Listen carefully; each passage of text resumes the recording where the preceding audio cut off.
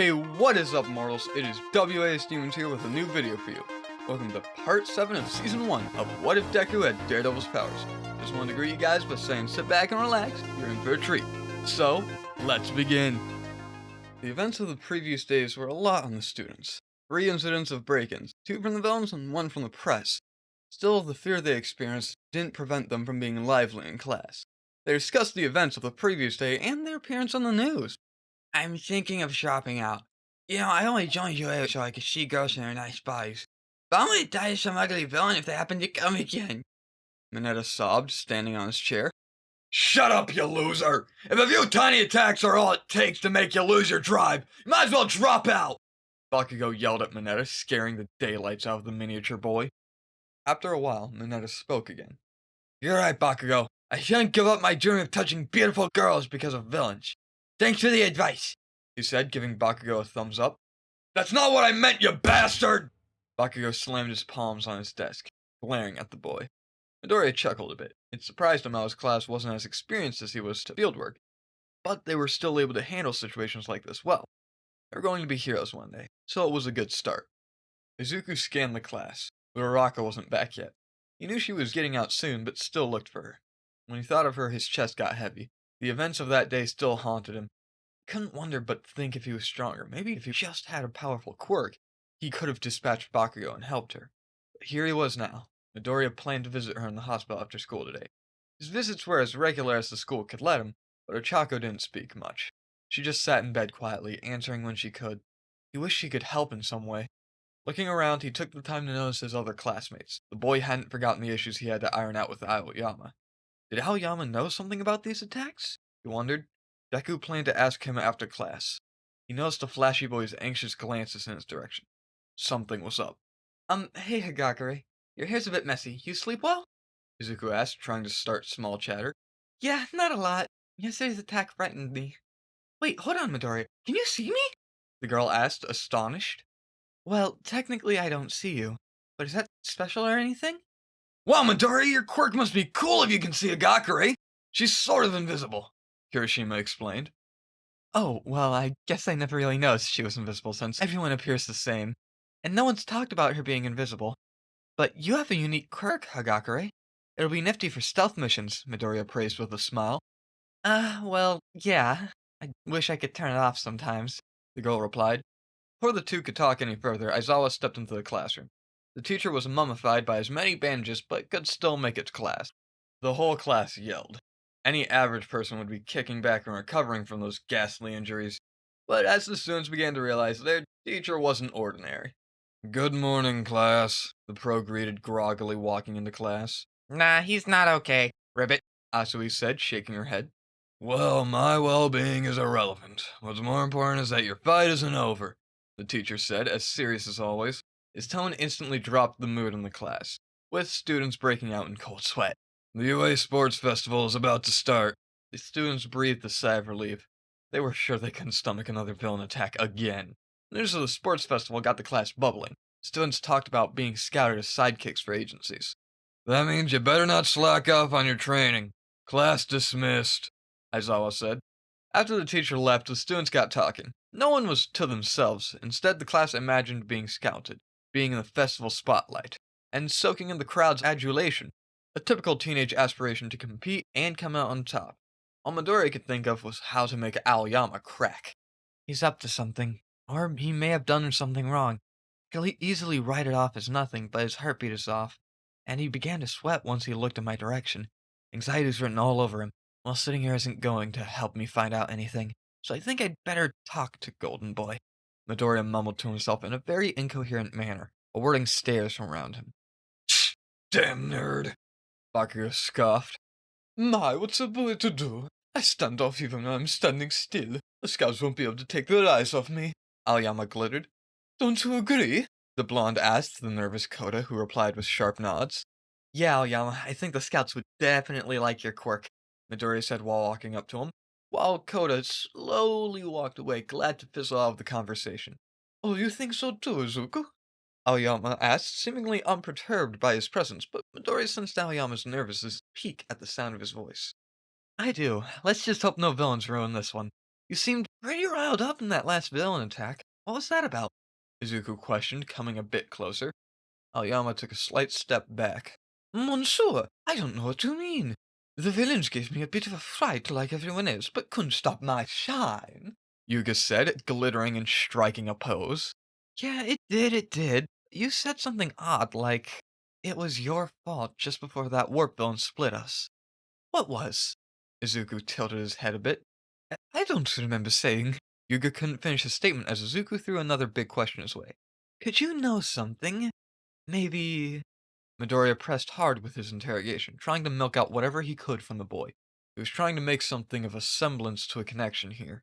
Yuga wouldn't be so riled up if he didn't know something. Ayama looked very uncomfortable. His hands began to quiver.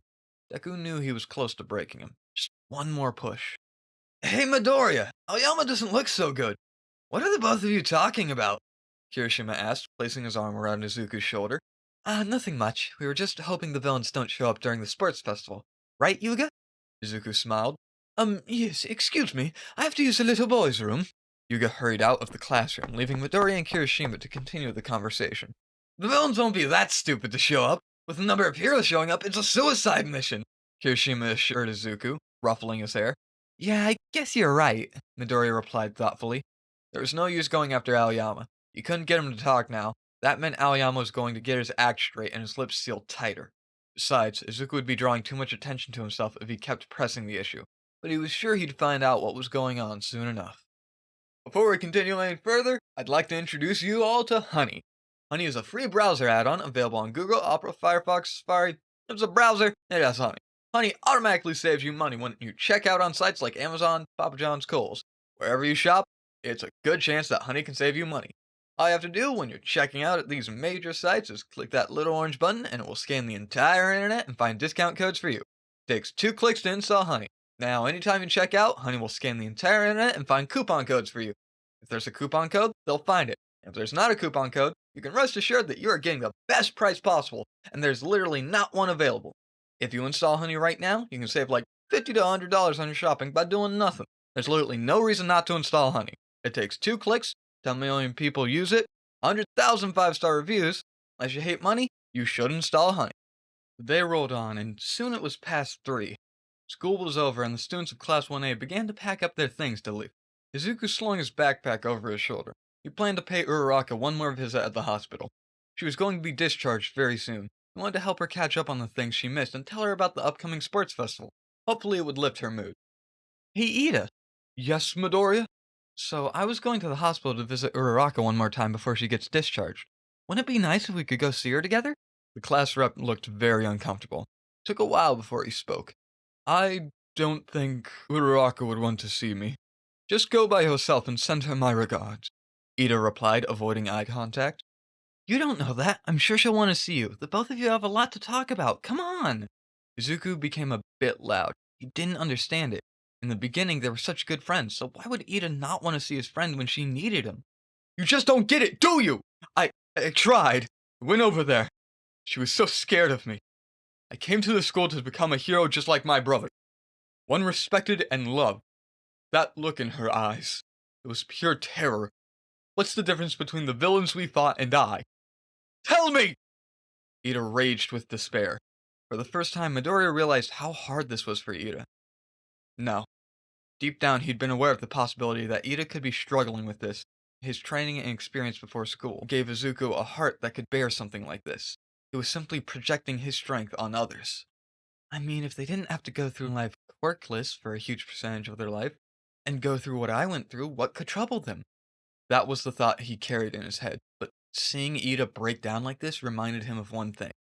Looking past the quirks, they were just humans, and humans grieve. Ida, Midoriya said quietly. Midoriya didn't even know how to answer the question Ida asked. Luckily, he didn't have to. The whole class, quietly observing the boys' hearty conversation, turned their attention to the door where a crowd of students had gathered. Why the heck are they here? They're scouting out the competition, idiots! Bakugo said, walking to the door. Midoriya seized the chance to leave the awkward situation he had created. Sorry, Ida. We'll talk tomorrow, Izuku said, hurrying to the door like Bakugo. Now move it, extras! The feisty blonde commanded. So this is Class 1A. I heard you guys were impressive. The crowd made way as a student made his way to the glass door. He had purple hair and a cold gaze. Is everyone in the hero course delusional, or just you? The boy spoke, referring to Bakugo. He was about to go on, but noticed Izuku waving his hand. Hey, yeah, so I know you were probably going to say something important. It's not like I don't care or anything, but I got somewhere I gotta be. It's not like I'm looking down on any of you or anything. In fact, I'm rooting for you. All of you. No, all of us. Shut up, Deku! You damn nerd! Leave if you want to leave, but don't butt in! Loser here was talking to me! Bakugo barked, shooting a glare in Midori's direction. Okay, I guess I'll just leave now. Izuku hurried his way out of school and past the gates. Took the path that would lead him to the hospital to which Ochako was admitted. Tried to take in the scenery, keep his mind busy to forget what happened in class. That car needs some looking at. It smells of leaking oil. She's got strong muscles. A track star, maybe? It was a thing he sometimes did. Izuku would pay attention to sounds, smells, and changes in his environment. Predict what could be happening to a particular person or thing. A man on the other side of the street was hurrying somewhere. He wore a business suit and dark shades. He seemed absorbed in his conversation on the phone, while he used his free hand to tap his can on the pavement. He was blind, just like him.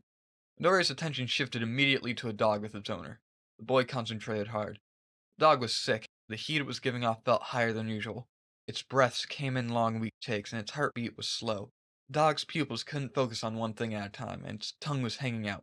Excuse me, miss. I think there's something wrong with your dog. Mind having him checked out? Izuku asked the brunette lady. My little Nobu? He looks fine, what do you mean? The woman questioned. Just trust me. I think he needs to see a vet.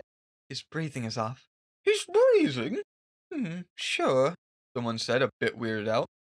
You don't believe me. There's kind of like a hesitation in your breath. But if you don't do something soon, your dog will get worse. Okay, I understand, She replied, still unsure but slightly concerned why a verdant teen would be urging her to get her dog checked out of the blue. The smell of bleach was intoxicating. At first it was overpowering. Midoriya hated coming to the hospital, but with time he became fond of it. Good afternoon, ma'am. The boy greeted the old lady getting wheeled down the hall and waved to the little girl watching the TV. Room 204.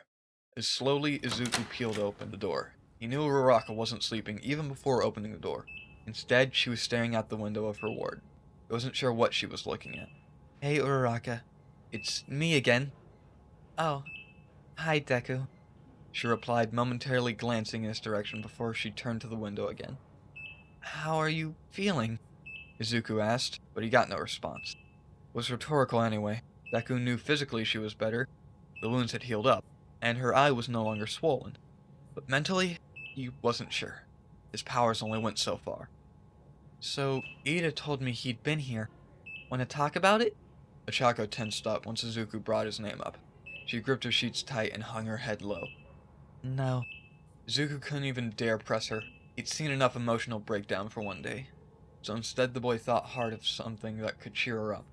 He beamed, remembering. The sports festival is coming up in a few weeks. I heard you'll be out of here in a couple of days. So maybe you'd like to train together. I could teach you how to throw a punch and get you in shape. Pros will be watching, so you don't want to miss our chance of getting scouted. It'll be fun. Ochako cut him off. She made eye contact, trying to see beyond the opacity of his shades before she spoke. Deku, I'm not coming back to UA. I don't think I'll be able to go to school in the fear that some villain can show up or go to class with him. When he came, I felt like I was going to die. My chest felt tight and my head pounded. I thought he was going to hurt me again. I can't sleep well. I just can't. Uraraka broke out into sobs. What was the reason you decided to become a hero? Izuku asked in response. Huh? I wanted to make money to take care of my parents. We're struggling financially, so I wanted to support them. Do you still want to help them? I do, but I can do it some other way. I don't think I want to be a hero anymore. Look, I can't say I know how you feel right now, but trust me when I say I've been on an all-time low, where I felt nothing was going to get better. Became blind. I thought that was the end of it. You have to believe that when one door closes, another door opens. I always dreamed of being a hero like All Might, and some days I can't believe I'm here doing that. I know that what Ida did was terrifying, but he wasn't himself, and he's broken because of it. Fear is scary, but if you don't face it, they'll haunt you for life. I'm not trying to talk you out of leaving. but I feel you'll have regrets if you leave like this. Uraraka was silent. She didn't say anything but just deliberated on Midori's words. After a while, she spoke up. I'm tired, Deku. I think I'll take a nap now. Thanks for visiting, The girl said, getting under the bed covers.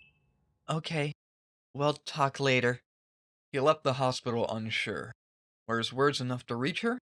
Izuku wasn't sure, but if she didn't come back, he'd feel guilty that he wasn't strong enough to help her. Whether Uraraka came back or not, he had to be ready. Sports festival was in 2 weeks. I'll have to get in top gear and prepare myself. This sports festival will prove just how far I've come! Elsewhere, the air was musty with the smell of rotten wood. The room was dimly lit, bare of anything except a few chairs and chains scattered across the room. Hanging from the ceiling on one of these chains was Knuckle Duster. The vigilante was battered, blue and black with a swollen cheek and numerous cuts running across his body. You could at least give a guy something to drink. He called out to no one in particular, but someone responded walking into the room. I apologize for the behavior of my men. They should have shown a little decency. Get the man something to drink. Talking to me, Baldy? Knuckle Duster replied. One of the guards trailing behind Fisk stepped up and punched the vigilante in the face. Now there's no need for that. I'm just here to talk. My name is Wilson Fisk. You're going to tell me everything you know about the previous trigger business and why it was decommissioned. Or I don't think I'll be able to stop James from hitting you next time. So you're the ringleader this time? Thinking I'm learning from those douches? Well, I ain't telling you nothing. You can suck my... The guard punched him in the face again. Looks like this might take a while. But no matter. I have time. Thank you all for sticking around, and I hope that you enjoyed. Before you leave, we would just like to let you know that We the Celestials has many other channels for your entertainment and viewing purposes. All the information you'll need is right below here in the description, so feel free to check out all the other incredible projects our team creates. Secondly, on behalf of We the Celestials, I'd like to thank everyone involved in the production of today's awesome content. Their details will be in the description below. That's all for today's video, so goodbye and have a divine day.